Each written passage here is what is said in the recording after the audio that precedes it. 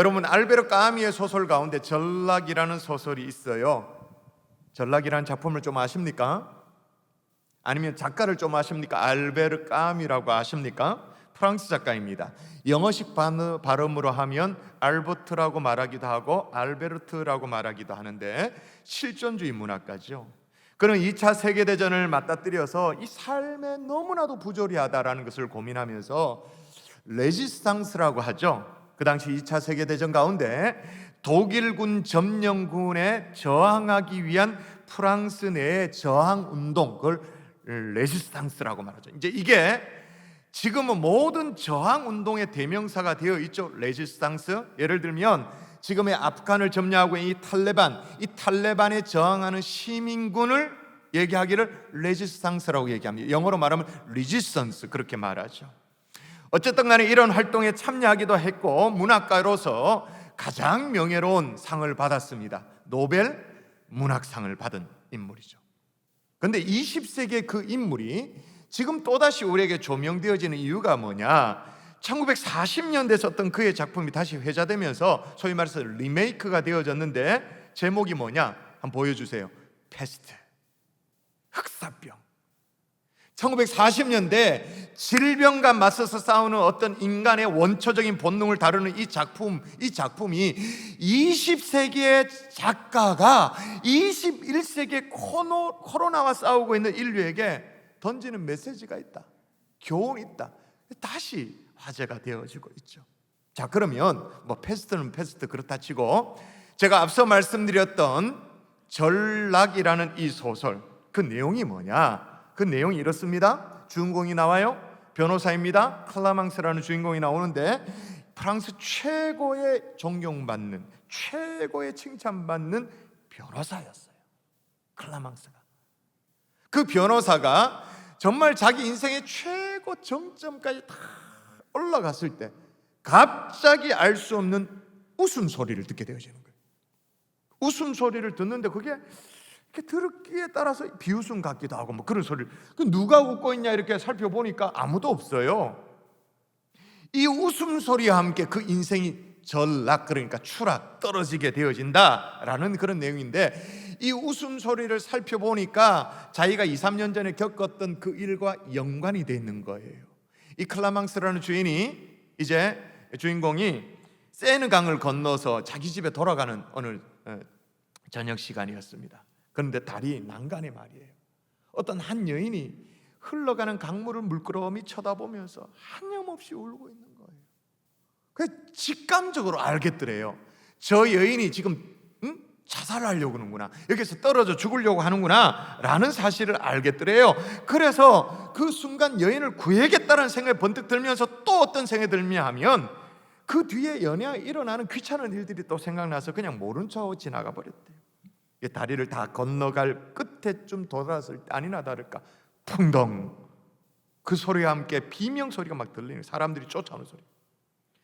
내면에 지금이라도 그 여인을 구해야 된다라는 그런 어떤 마음의 소리가 있었음에도 불구하고 또 어떤 소리가 있었냐? 아니, 너무 늦었어. 아니, 지금 거리가 꽤 멀잖아 라는 마음의 생각이 들면서 오히려 더 빨리 걸어가지고 더 쟁걸음으로 걸어가지고 집으로 가버렸어요. 그리고 그 사건은 그냥 이렇게 정리되어지고 잊혀지는 듯 했죠.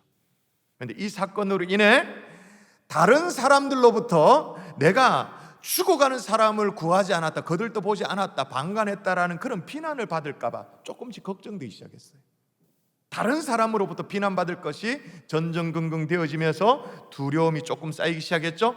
그 두려움에서부터 시작된 웃음소리라는 걸 알게 되어졌던 거예요. 결국 이 소설의 내용은 그가 삶의 정상을 찍었을 때 추락하게 되어진다, 그런 내용이에요. 여러분, 일반적으로 죄라고 말할 때 죄라고 하는 것은 하지 말아야 될 것을 범하였기 때문에 죄입니다. 그래서 범죄라고 말하잖아요. 하지 말아야 될 것을 범하는 경우. 그러나 여러분, 해야 할 것을 하지 않았을 경우에도 하나님은 죄라고 말하는 거예요. 하나님이 얘기하는 죄가 하나 더 있어요. 해야 할 것이에요. 그런데 하지 않는 것 역시 죄인 거죠. 오늘 본문 한번 읽어볼까요? 자, 오늘 본문 한 절인데 거의 요절 말씀 암송하다시피 아예 외워버리십시다. 자, 같이 그러므로 시작. 그러므로 사람이 선을 행할 줄 알고도 행하지 아니하면 죄니라. 뭐도 죄라고 말합니까? 선을 행할 줄 알고도 행하지 아니하면 죄니라. 여러분, 죄라는 것은 하나님의 법을 어기는 게 죄입니다. 그건 다 동의가 되시죠? 자, 성경을 보십시오. 죄를 짓는 자마다 불법을 행하나니 죄는 불법, 법을 어기는 거다라고 말하는데, 이걸 좀 더 쉬운 성경으로 좀 읽으면 조금 더 이해가 되어져요. 자, 현대인의 성경을 읽어보면 죄를 짓는 사람은 누구나 하나님의 법을 어기는 것이며 법을 어기는 그것이 곧 죄가 됨이라. 하나님의 법을 어기는 것, 그게 죄라고 말해요. 자, 그러면 하나님의 법을 어기는 것, 그게 모두가 죄인데, 그럼 예를 들어서 대표적인 하나님의 법을 한번 보자고요. 대표적인 하나님의 법이 십계명 아니겠습니까? 십계명의 내용을 쭉 읊어보면 나 외에 다른 신들을 내게 두지 말라라고 말합니다. 우상을 만들지도 말고 절하지도 말고 섬기지도 말라 그렇게 말합니다.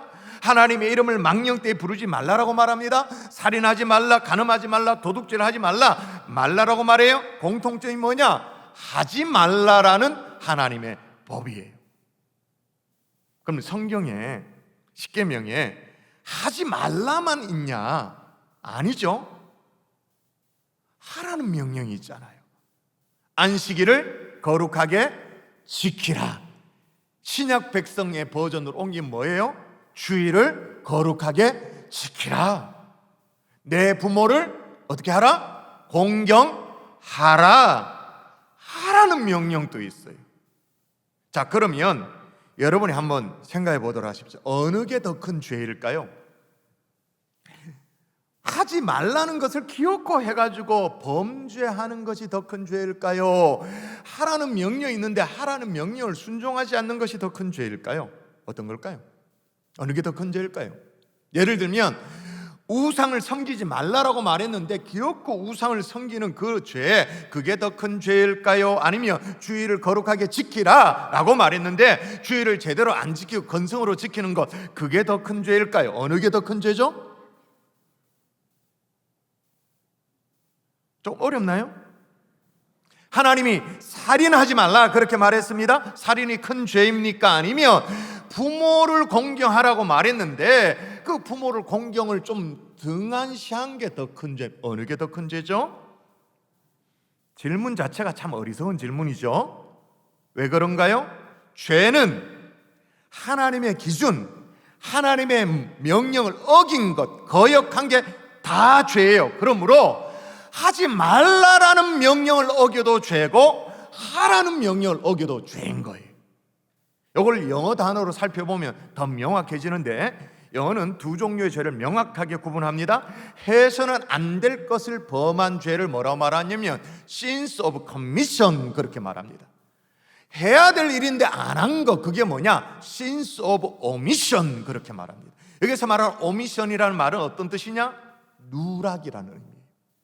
생략이라는 의미예요. 빠짐이라는 의미죠.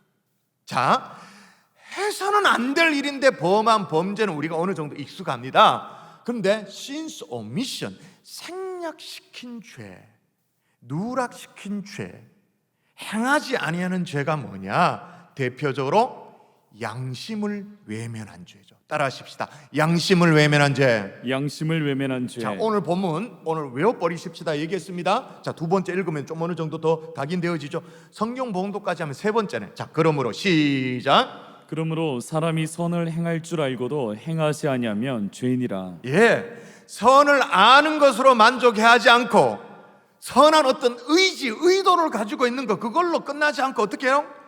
행하라고 말하는 거예요. 행하라고. 근데 제가 선한 양심을 외면한 죄 그렇게 말했는데 왜 선과 양심을 연결시켜서 설명할까요? 성경 종종 이 선과 양심을 연결시켜서 설명을 하거든요. 성경이 그렇게 해요. 자, 읽어볼게요. 우리를 위하여 기도하라. 우리가 모든 일에 선하게 행하려 함으로 우리에게 선한 양심이 있는 줄을 확신하노니. 그러니까 선과 양심을 연결시켜서 성경이 설명해요. 사도 바울도요, 공회 앞에서 자기 자신을 증언합니다. 그런데 자기 자신을 뭐라고 고백을 하냐 하면 바울이 공회를 주목하여 이르되 여러분 형제들아 오늘까지 나는 범사의 양심을 따라 하나님을 섬겼노라 하거늘. 자, 하나님을 섬겼는데 뭐를 따라 하나님을 섬겼다고 말합니까? 양심을 따라. 여러분, 우리가 보통 양심이라고 말하면 도덕, 윤리, 그 정도의 영역이라고 생각해요. 그래서 별 대수롭지 않게 생각하는 경향이 약간씩은 있어요. 우리는 크리스찬으로서 신앙만 잘 지키면 된다라고 그렇게 생각해서 어떤 양심은 조금 소홀히 여기는 경향이 있습니다. 그러나 양심은 아주 건강한 신앙의 척도죠. 바로메타인 거죠. 여러분, 양심을 외면하지 않는 것이 왜 중요하냐면 바울이 또 뭐라고 말했냐면, 이번에 여러분 읽을까요? 자, 이것으로 읽습니다. 시작. 이것으로 말미암아 나도 하나님과 사람에 대하여 항상 양심에 거리낌이 없기를 힘쓰나이다. 아멘. 하나님과 사람 앞에 항상 양심의 거리낌이 없기를 내가 힘쓴다, 그렇게 말해요.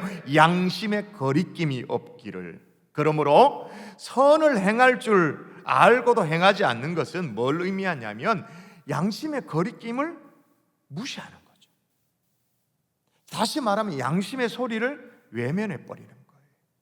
여러분, 양심의 소리를 외면하지 않는 것이 왜 중요하냐면 잠언 말씀에 이렇게 해놨습니다. 뭐라고 말하냐면, 자 보세요. 귀를 막고, 양심의 소리를 안 듣는 거죠. 귀를 막고 가난한 자가 부르짖는 소리를 듣지 아니하면 자기가 부르짖을 때 들을 자가 없으리라.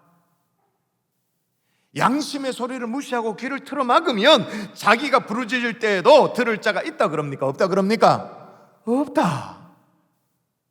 그럼 여러분, 그동안 그렇게 기도했는데 기도 응답이 더딘 이유가 여기도 있었구나, 여기에 있을 수 있구나 생각해야 되죠. 분명한 양심의 소리가 있는데도 그 양심의 소리를 외면하는 죄 범하지 않기를 주의 이름으로 축원합니다. 아멘. 여러분, 앞서 소개했던 소설의 전락이란 소설의 주인공 클라망스, 여러분 솔직히 말해서 법적으로는요 자살을 기도하고 있는 이 여인을 구해줘야 될 의무는 없어요. 그걸 굳이 구해줘야 된다는 의무는 없어요. 그런데 있는 게 있어요. 뭐가 있어요? 양심의 소리가 있지. 법적인 의무는 없어도 양심의 소리가 있었던 거예요. 여인을 구해라, 돌아가서 그 여인을 도와라 라는 양심은 말하고 있었어요. 그런데 그 양심의 소리를 거부했던 거예요. 자, 그럼 우리는 이렇게 생각해요. 양심의 소리를 외면하지 않고 양심 따라 움직이려면 사는 형편이 좀 괜찮아야 되겠네요 라고 생각해요.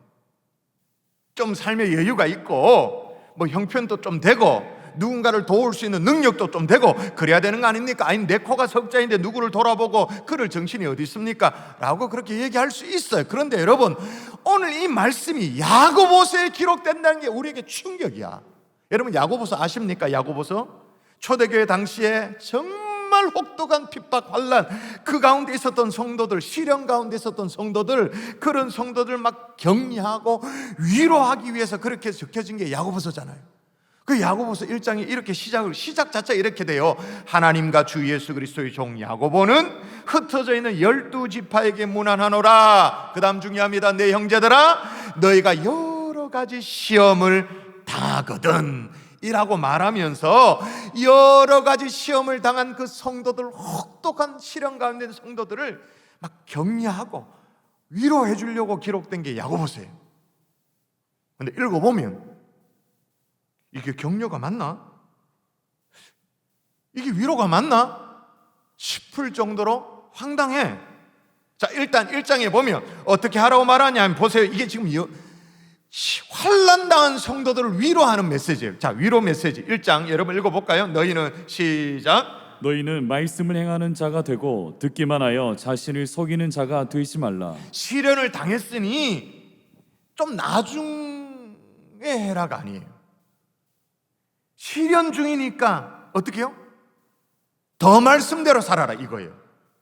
시험을 만났느냐? 환난을 당했느냐? 그러니 좀 쉬어라. 소나기는 좀 피해가도 괜찮다. 나중에 해라. 그게 아니고 아는 말씀대로 더 신실하게 살아라. 행해라. 그렇게 말씀. 와, 심하죠. 좀 심해. 근데 1장으로 끝나지가 않아. 2장이 뭐라고 말합니까? 또 읽어보십시다. 또 읽습니다. 내 형제들아, 시작. 내 형제들아, 만일 사람이 믿음이 있노라 하고 행함이 없으면 무슨 유익이 있으리요? 그 믿음이 능히 자기를 구원하겠느냐? 예, 행함이 없으면 무슨 유익이 있으리요? 그 믿음이 자기를 구원하겠느냐? 아는 대로 행해라. 그렇게 살아라. 그렇게 더 심한 경우 제가 소개해 볼까요? 자, 읽어볼게요. 영혼 없는 몸이 죽은 것 같이 행함이 없는 믿음은 죽은 것이니라. 이런 맥락 속에서 오늘 본문 야고보서 4장 17절이 나오는 거예요. 오늘 본문 네 번째일나요? 아예 외워버리십시다. 그러므로 같이 시작. 그러므로 사람이 선을 행할 줄 알고도 행하지 아니면 죄니라. 그러므로 지금 야고보서는 우리에게 뭐라고 말씀하고 있는 거예요? 어렵고 힘든 시련을 돌파하는 그 비결이 뭐라는 거예요? 대충 사는 게 아니고 타협하며 사는 게 아니라 하나님이 요구하는 어떤 삶을 그냥 대충 그냥 문 떼듯이 그렇게 이런저런 핑계 대면서 사는 것이 아니고 말씀의 진수대로 더 살아라. 말씀대로 더 행해라. 하나님이 선한 양심 가운데 말씀하시는 그대로 제대로 살아내는 것, 이게 시련을 극복하는 비결이라고 얘기하고 있는 거예요. 할렐루야. 근데 여러분 사실 살다 보면 양심의 소리를 외면하며 살죠. 다들 그래 살지 않나요? 그죠? 우리도 그렇게 한 번씩 그렇게 삽니다. 근데 양심의 소리를 외면하기 시작하면 이게 반복되어지면 그 다음에 나타나는 현상이 이게 무서운 거예요. 뭘까요? 양심의 소리를 자꾸 외면해. 그 다음에 나타나는 현상이 뭘까요? 아무것도 하지 않는 거예요. 아무것도 하지 않는 거. 아니 목사님, 아무것도 하지 않는 것이 무슨 문제가 됩니까? 그게 죄입니까? 죄죠. 오늘 설교 시작할 때 말씀드렸잖아요. 하지 말라는 걸 범하는 것도 죄라고. sins of commission. 근데 아무것도 하지 않았어? sins of omission. 하지 않는 것도 죄예요. 오늘 소개한 알베르트 까미가 2차 세계대전을 배경으로 해서 작품 활동을 했는데 2차 세계대전을 배경으로 한 영화를 하나 소개해보면 로베로 장군이라는 영화가 있습니다. 오래전의 영화예요. 배경이 어떻게 됐냐면 세계대전 말기 끝날 때쯤에 독일군이 온 세계를 막 점령하고 있을 때 그때를 배경으로 합니다. 영화에 어떤 장면이 있냐면 나치에 저항했던 아까 말씀드렸잖아요. 레지스탕스 이 사람들이 이제 완전히 다 체포되어지는 장면이 나와요. 나치에 저항했던 저항운동을 했던 사람들이 감옥에 이제 다 잡혀와가지고는 처형을 앞두고 있는 그런 장면이 나옵니다. 그 중에 저항운동에 참여도 안 했는데 이렇게 잡혀오다 보니까 그 끼어 있었던 한 사람이 있었던 겁니다. 그래서 자기 억울하다고.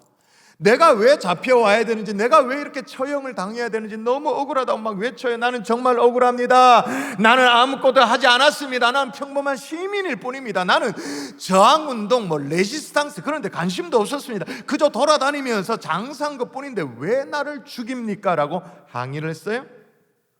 그랬더니 옆에 있던 저항운동에 참여했던 한 사람이 조용하면서 단호하게 말합니다. 전쟁이 5년이나 흘렀어. 그동안 수많은 사람들이 피를 흘려 죽었어. 도시들이 파괴되었고 지금 조국은 멸망 직전이요. 그런데도 당신은 아무 일도 하지 않았단 말이요. 당신이 아무 일도 하지 않았다는 것, 그게 바로 당신이 죽을 이유요. 여러분, 우리는 왜 자주 아무 일도 하지 않는 그런 자리에 들어가게 될까요? 왜 그럴까요? 왜 가만히 있을까요? 양심의 소리를 외면하는 거예요. 지금도 양심의 소리가 있는데 외면하는 사람들이 있어요. 밀어내는 사람이 있죠. 자, 그러면 어떻게 되어진다고 성경에 기록하고 있냐면 읽어볼까요? 자, 읽습니다. 시작. 믿음과 착한 양심을 가지라. 어떤 이들은 이 양심을 버렸고 그 믿음에 관하여는 파선하였느니라. 아멘. 양심의 소리를 자꾸 무시하고 또 무시하고 무시를 하면 어떤 일이 벌어지냐? 양심은 버려서 어떻게 되어지냐? 믿음에 과연하는 파손. 그래야 된다는 거. 다시 한번 부탁드립니다. 하나님이 우리에게 양심을 통해 말씀하시는 이 양심의 소리를 외면하지 않고 아주 예민하게 반응하는 하나님의 아들, 딸들 될 수 있기를 주 예수의 이름으로 축원합니다. 아멘. 축원합니다. 아멘. 마땅히 해야 하는 일인데 자주 오미션, 누락시켜버리는 죄가 양심의 소리를 외면하는 죄가 있다면 또 하나 사명을 외면하는 죄가 있죠. 오늘 본문 이게 몇 번째입니까? 5번째입니까? 또 읽습니다. 그러므로 시작. 그러므로 사람이 선을 행할 줄 알고도 행하지 아니하면 죄니라. 아멘. 사람이 선을 행할 줄 안다라고 말했습니다. 여기서 말하는 선은 궁극적인 선이죠. 하나님의 뜻이에요. 하나님의 뜻한 바입니다. 하나님의 계획입니다. 그러니까 하나님이 각자에게 주신 어떤 사명이라고 말해도 과언이 아니에요. 그 사명을 외면한다. 죄죠. 그럼 당연히. 여러분 달란트 비유 기억나십니까? 제가 몇 주 전에 달란트 우리가 잔치를 앞두고 설교도 하고 그랬잖아요. 참, 달란트 성경책 안에 갖고 계시죠? 이거 잘 갖고 계셔야 됩니다. 쓰는 날이 곧 옵니다. 잘 보관해 놓으시고, 그때 제가 말씀드렸죠. 한 주인이 있었는데 먼 나라로 여행을 갔다고. 그래서 종들을 불러다가 5달란트, 2달란트, 1달란트 주면서 이것 가지고 뭐든 소신껏 해보라고 그렇게 맡겼죠. 시간이 지났습니다. 주인이 돌아왔습니다. 이제 종들이 어떻게 했는가 궁금해서 보는데 5달란트 받은 자는 열심히 부지런히 장사를 해가지고 5달란트를 남겼어요. 얼마나 기특해요? 2달란트 이제 받은 자도 열심히 일을 해가지고 2달란트를 남겼어요. 그때 주인이 너무 흐뭇해서 착하고 충성된 종아 칭찬하죠. 근데 반면 1달란트 받은 사람은 그대로 땅에 묻어뒀다. 아무것도 하지 않았어요. 그냥 1달란트를 그대로 들고 나왔죠. 그는 생각을 했죠. 우리 주인은 굳은 사람이라 아주 고약한 사람이어가지고 심지 않은 데서 거두고 해치지 않은 데 모으는 악한 주인이다. 그렇게 보았던 거예요. 그때 주인이 너무너무 속상해요. 그리고 그를 향해서 악하고 게으른 종, 그렇게 책망을 하면서 성경에 이 정도의 저주가 있을까 싶을 정도로 저주를, 무시무시한 저주를 쏟아붓습니다. 한번 읽어볼까요? 여러분 보세요. 여러분 눈으로. 자, 1달란트 종에게 얘기합니다. 시작. 이 무익한 종을 바깥 어두운 데로 내쫓으라. 거기서 슬피 울며 이를 갈리라 하니라. 아멘. 저는 이 성경 구절을 읽을 때마다요, 실제로 제가 읽으면서 이가 갈려지는 듯한 느낌이 들어요. 이 무익한 종을 바깥 어두운 데 내쫓으라. 거기서 슬피 울며 이를 갈리라 하니라. 이야, 성경이 이렇게 무시무시한 저주. 근데 1달란트 받은 사람이 왜 그런 저주를 받게 되었어요? 여기 우리가 오해를 해요. 안 남겨서 그렇지 이렇게 생각해요. 주인한테 두둑히 남겨가지고 돌려줬으면 주인이 좋아라 했을 텐데 그렇지 않았다. 그래서 문제다 그렇게 생각합니다. 그거 아니죠. 1달란트 받은 종의 잘못은 뭐예요? 아무것도 하지 않았다라는 거예요. 이게 문제라는 거예요. 여러분 잘 생각해 보세요. 1달란트 받은 사람은요, 그 주인이 준 그 달란트를, 이 주인이 준 돈을 횡령하지도 않았어요. 인마이 포켓하지 않았어요. 그렇다고 이걸 낭비하지도 않았어요. 단지 그는 아무 일도 하지 않았을 뿐이에요. 근데 그걸 가지고 이렇게 크게 책망받을 이유가 되는가? 이해되죠? 왜? 달란트는 성경에 가르칠 때 사명으로 가르치잖아요.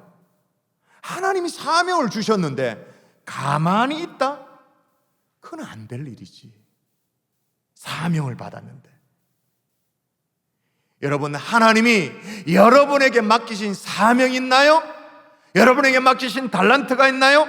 다시 말씀드립니다만은 이 달란트 비유의 핵심은 많이 남겼느냐 그렇지 않느냐, 어떤 성과가 있느냐 그렇지 않느냐가 문제가 아니라 1달란트 받은 사람의 문제가 뭐냐? 가만히 있었다. 그게 문제인 거예요. 아무것도 하지 않은 게 문제인 거예요. 사명이 있었는데. 이 시대에 정말로 아름다운 전도자이면서 정말 탁월한 설교자를 일컬어지는 존 스토트 목사님이 계십니다. 그분이 쓴 책 가운데 아주 오래된 고전인데요, 전도하지 않는 죄라는 책이 있어요. 최근에 우리가 뭐 안 하지 않습니다, 다 합니다 그러면서 책도 읽습니다 그러면서 행복한 오디오북으로 제자도 책을 읽는다 그랬는데, 그게 존 스토트 목사님의 책인데, 그 존 스토트 목사님이 다르게 쓴 책 가운데 전도하지 아니하는 죄라고 있는데 말이에요, 그 책에서 이렇게 말해요. 만약에 수많은 사람들이 기아에 허덕이고 죽어가고 있는데 자신은 풍성한 양식이 널려있는 초원을 발견했다 진짜. 그것도 공짜로 마음껏 취할 수 있는 그런 초원을 발견해. 그런데도 입 싹 닫고 양식이 있는 곳을 사람들에게 알려주지 않으면 죽어가는 사람들 그대로 방조한 죄다, 그렇게 말하죠. 또 최근에 우리가 자주 범하는 죄 가운데 있는 게 뭐냐면, 코로나 상황 속에 빨리 지나가기만을 바라고만 앉아 있어요. 바라고만. 그냥 그렇게 바라고만 있는 거예요. 바라고만 있으면 안 지나갈 수도 있죠. 바라고만 있으면 안 지나갈 수도 있어요. 우리가 거의 2년 가까이 이렇게 앞으로 얼마나 더 살아야 될지 잘 몰라요. 그럼에도 불구하고 해야 할 사명은 감당할 수 있기를 주의 이름으로 축원합니다. 아멘. 해야 할 일을 할 수 있기를 바랍니다. 아멘. 여러분, 소설 전락에 나오는 것처럼 그냥 그 다리 난간 붙들고 뛰어내릴까 말까 하는 연약한 영혼들이 있을 수 있잖아요. 힘 잃은 영혼들이 있을 수 있잖아요. 주변에 보이잖아요. 여러분, 어떻게 해야 될까요? 달려가서 도와야 되죠. 중보해야 되죠. 손잡아줘야 되죠. 여러분, 힘을 잃어가고 있는 한국교회가 뻔히 보입니다. 여러분, 어떻게 해야 될까요? 하다못해 우리 경산중앙 오늘 62주년을 맞이한다 그럽니다만은 코로나 상황 속에 경산중앙교회도 반토막이 났잖아요. 그런 교회가 수두룩해요. 교회 자체가 사라져버리고 있어요. 여러분, 어떻게 해야 될까요? 우리의 헌신으로, 우리의 섬김으로, 우리의 충성으로 주님의 교회, 쓰러져가는 주님의 교회를 다시 이렇게 세워야 될 줄 믿습니다. 최근에 여러분, 넷플릭스 드라마 가운데 DP라는 드라마가 인기 있어요. 이게 넷플릭스에서 나온 드라마여가지고 공영방송에는 안 나오기 때문에 못 본 사람도 있는데 아마 볼 기회가 있을 거예요. 워낙 핫한 드라마입니다. DP라는 드라마. 뭐 최근에 대선 주자들도 앞다투어서 이걸 가지고 막 브리핑도 하고, 국방부에서도 드라마 때문에 막 브리핑도 하고 뭐 그러죠. 헌병대 안에, 군 헌병대 안에 탈염병을 체포하는 체포조가 있대. 그게 DP래요. 풀이하면 어떻게 됐냐면 Disorder Pursuit라고 말해서 탈염병 체포조, 이게 DP. 근데 이제 워낙 핫하니까 DP가 사라진다면서요? DP 병사 보직이 내년부터는 사라진대요. 왜냐하면 이 드라마 있기 전에 무슨 군 관련 이 개정법이 국회에 통과되어져서 병사가 수사 업무를 병행하는 것을 이제는 하지 않도록 한다, 뭐 그렇게 얘기를 합니다. 근데 이 드라마의 핵심이 뭐냐? 왜 다 알면서 외면했냐는 거예요. 그렇게 정말 참혹한 군 폭력이 일어나고 있는데, 영내에서 가혹한 행위가 버젓이 일어나고 있는 것을 동료도 알고 상급자도 알고 다 알고 있으면서도 왜 외면하고 방관했냐? 그게 드라마의 핵심이에요. 그 주인공 비슷한 한 사람이 이제 마지막에 보면 죽어갑니다. 그죠? 막 피범벅이 돼가 막 죽어가면서 한 말이 있어요. 다들 알고 있었으면서도, 다들 알고 있었으면서도, 다들 방관했으면서도, 사랑하는 여러분, 다들 알고 있으면서 사명, 이거 외면하지 않기를 주의 이름으로 간곡히 부탁드립니다. 아멘. 목자로서의 사명, 교사라면 교사로서의 사명, 중직자는 중직자다운 그 사명, 찬양대는 찬양대, 성도는 성도, 부모라면 부모로서 이 시대를 책임져야 될 그리스도인이라면 그 사명 외면하지 않기를 주의 이름으로 축원합니다. 아멘. 말씀의 결론을 맺을게요. 그런 의미에서 여러분, 코로나입니다만은 우리는, 교회는 다 합니다. 더 합니다. 여러분, 교회는 앞서 말씀드린 것처럼 4차 산업혁명 시대에 다음 세대를 생각하면서 정말 시대에 정말 헌신하자는 그런 마음을 가지고 메타버스 시대에 게더타운이라는 이 가상의 공간 안에 교회를 세웠다니까요. 교회를 개척했어요. 가만히 있지 않아요. 기도도 1부 새벽기도, 2부 새벽기도, 온라인 새벽기도, 기도도 다 하고 있어요. 그랬더니 어떤 경우에는 아예 막 새벽 예배를 2번 드려요. 어떤 분은 1부 예배 본당에 와서 예배를 드리고 2부 예배는 온라인으로 드리고 거꾸로 하기도 하고 1부를 온라인으로 하다가 2부를 본당에 하기도 하고 그런 분이 100명이 넘어요. 2번 새벽 예배를 드린 분들이. 금요 성령 집회도 뜨겁게 모여서 기도해. 왜 그렇게 합니까? 아무것도 염려하지 말고 다만 모든 일에 기도와 간구로 너희 구할 것을 감사함으로 하나님께 아뢰라 말씀하셨으니 우리는 그래 하는 거예요. 속으로 구역 예배 대면이 안 되면 온라인으로라도 하는 거 더 열심히 모여. 솔직히 작년에는요 줌이 좀 어색했잖아요. 솔직히 말해가지고 이상하고. 근데 이제는 막 각 가정이 더 능숙해졌어요. 왜 그렇게까지 해야 돼요? 모이기를 피하는 어떤 사람의 습관과 같이 하지 말고 오직 권하여 그날이 가까운 볼수록 더욱 그리하자. 주님의 말씀이 있으니까. 그러니까 요즘 온라인으로 하니까 너무 좋대요. 왜 좋냐면 출장 가서도 구역 예배를 들을 수 있으니까 너무 목사님 좋은데요 그러는 거예요. 그런 일이 있으면 안 되겠습니다만은 확진자와 접촉해서 밀접 접촉자가 되어져서 자가격리 되어놓은 그런 분도 있잖아요. 자가격리가 되어져도 구역 예배 참석할 수 있어도 너무 좋다고. 시간과 공간을 초월되어서 너무 좋다고 그러는 거예요. 양육훈련 온라인으로든 오프라인으로든 훈련 다 합니다. 교구 모임 오늘 목요일 첫 모임이라고 말씀드렸잖아요. 교구별 온라인 기도회 일명 온기회 합니다. 왜 그렇게 하죠? 성령이 하나 되게 하신 것을 힘써 지키라. 슬기로운 의사생활은 재방송 보시고 이번 주가 마지막 방송이래. 그래 그게 기도 제목이래. 온 기회를 가까요 의사생활을 보고. 재방송 바라고 마시. 기도에는 재방송이 없다. 벌써 한 달이 지나가고 있죠. 매주 주일날 저녁 8시에 온가족 주일학교 평균 100가정이 모입니다. 줌에. 부부하고 자녀까지 하면 300명, 연인은 300명, 400명 정도가 매주일 저녁 그렇게. 왜 그렇게까지 합니까?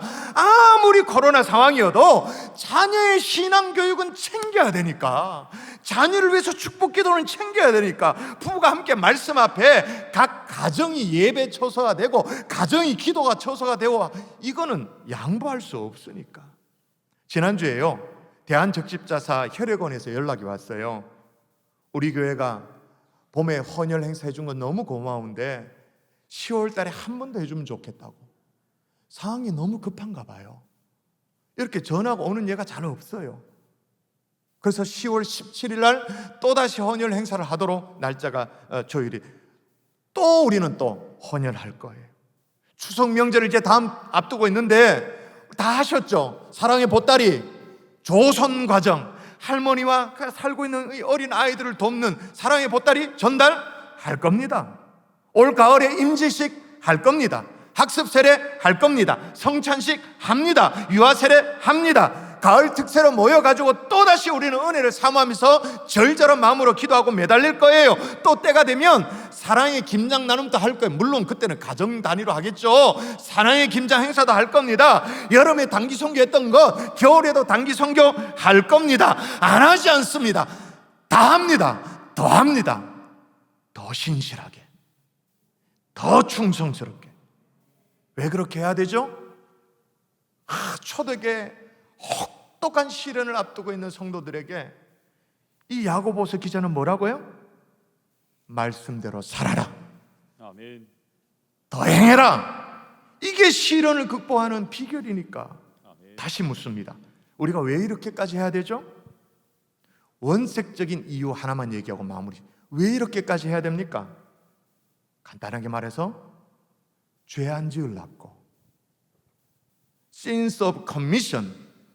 하지 말아야 될 것도 범하는 게 죄지만 마땅히 해야 되는데 안 하는 것, 그것도 죄이기 때문에 Sins of omission.